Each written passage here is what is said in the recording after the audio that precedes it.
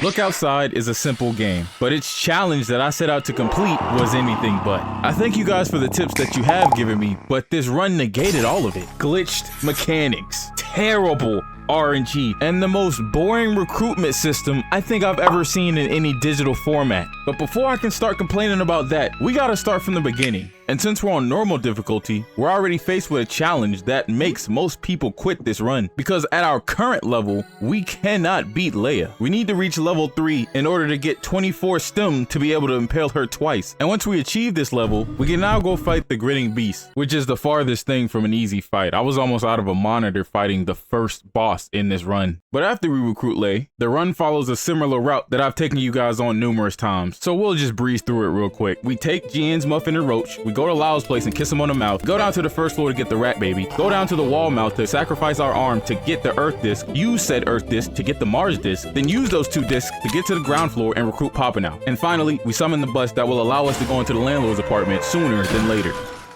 Day 2 and 3 are a little bit more challenging, but as long as these actions are completed, the run is still safe. Unfortunately, this leads us into day 4, which is the day where Look Outside shows us just how glitched of a game it actually is. You see, in Look Outside, there are a subsection of companions that are locked behind door encounters, which is essentially just RNG. And this formula decides whether the person coming to your door is a cursed variant or not. Why is Survivor higher of a chance to get a cursed variant than the literal cursed mode? Here's me gambling my life away on a run that I was on day 7 of. Day 7, meaning I had a 42% chance for the companion coming to my door to be cursed. That might as well have been 100. I saw one person who didn't want my guts outside of my body.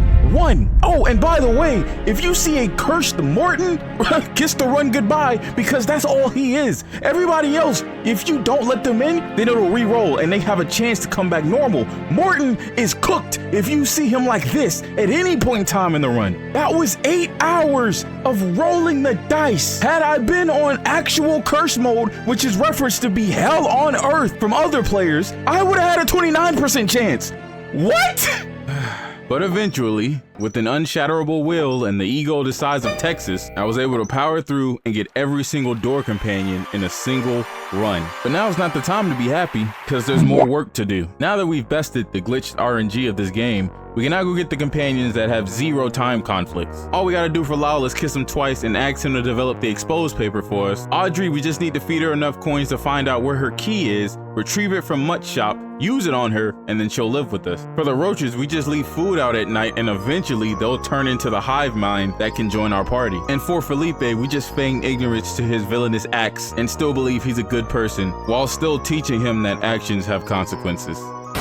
And with that, we're down to our last recruitment. Codenamed the Spider, this is one of those gaming events that you have to make happen. You gotta follow a specific amount of steps to make this entire thing work. So first, we gotta fight all 5 Shadow Monarchs. There's one on each floor of our residential building, and they usually spawn the higher your danger meter is. For me, the hard part wasn't fighting them because they're pretty easy to combat, but I just couldn't get them to spawn. It took me literally 4 hours just to see this one shadow. No exaggeration, I would rather Shiny Hut for an entire Pokedex than to have to search for these 5 Monarchs again. But as the final Shadow Monarch breathes his last breath, we bid our team a farewell, for the spider demands isolation. I also read that you needed to have max danger before entering the domain of the spider, so I entered apartment rooms that I purposefully saved for this moment. And with all the conditions in perfect alignment, there's little stopping us from coming face to face with the spider. Now I want to talk to the developer directly here. Whoever put this last shadow boss in front of the spider almost had some medical bills to pay.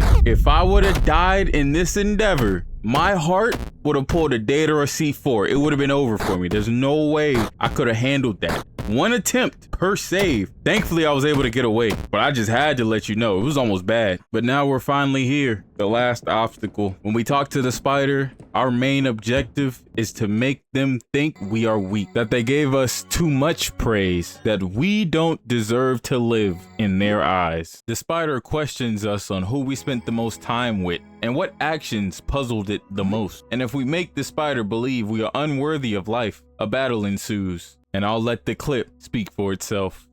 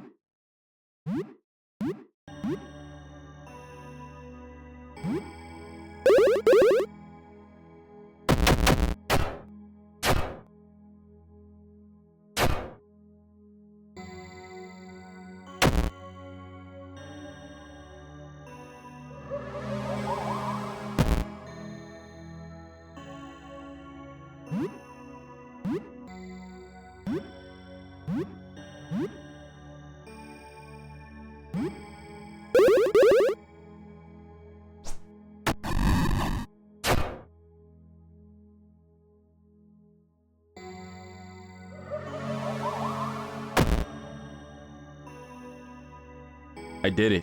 We did it.